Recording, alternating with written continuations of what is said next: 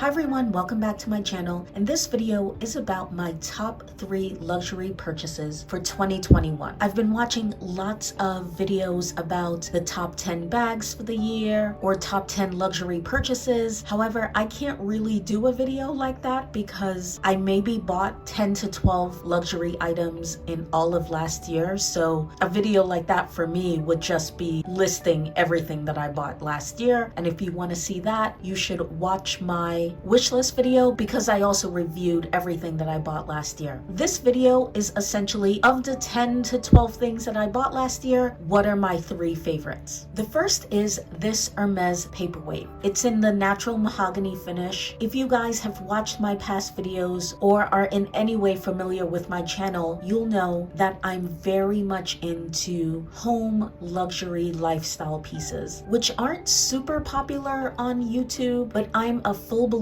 in luxury starts at home, and these are the pieces that I find that I use and enjoy on a daily basis, even more so than my daily jewelry pieces, because those I don't put on when I'm working at home, whereas the home pieces, the trays, the statues, the teacups, etc., those things inject a little bit of luxury on a daily basis. So this I have in my living room on an end table. I'll insert a picture. Since I don't really like looking at luxury boxes, I don't use them for display purposes. They're buried in my closet. So this item, along with a couple of other Hermès home pieces, is one of the ways that I can have a little Hermès in my home without having to look at orange boxes. Let me know if you guys are interested in a video on luxury lifestyle homeware items from Hermès, or perhaps in general from different brands. Everyone who comes over and sees this little horse loves it, asks me where it's from. It's very solid, very well made, and for me, nothing says Hermès like a horse. My second favorite luxury item of 2021 is the Cartier Clash. Now, you guys helped me pick this bracelet out. We did a shop with me video. You went with me to the store. I originally did not get this. I got the VCA Guilloche Alhambra, but I could not get this bracelet out of my mind. So when the opportunity presented itself where I needed to return the amulet necklace because Cartier failed to lengthen it in a timely manner, that's a whole other story. I'll link that video, but it enabled me to get this bracelet, and it has turned out to be one of my best pieces of fine jewelry. And this is in the small size, not the medium. I plan to do a video on just my everyday jewelry stacks, and this bracelet gets a ton of use. I use it at least 3 times every single week. I know that this bracelet isn't the most popular amongst the luxury community. I think it's gaining popularity. I feel like I've been talking about it forever, but you will hear a whole lot more in that luxury jewelry video. And last up is a bag. This is my Kelly 25 Retourné in black toga leather with gold hardware. So to be fair, I only bought 2 bags last year, so it's not like I had a ton to choose from. I did also get a Birkin 25, which I'm also enjoying, but I got that later in the year, and I do plan to do a comparison between the Birkin 25 and the Kelly 25, but I will say for now that I have been totally shocked by how much I'm enjoying the Kelly 25, specifically in the Retourné construction. I do own a Kelly 28 Cellier, but this size in Retourné is just a joy to use. I bought an inexpensive strap extender, which I can show you in the comparison video, but that has allowed me to use this bag crossbody, so it fits over bulky winter coats. It seems to go with everything. It can look very elegant, but I tend to use it very casually a lot. It's also a pretty seasonless bag, so I've used it all year round. This bag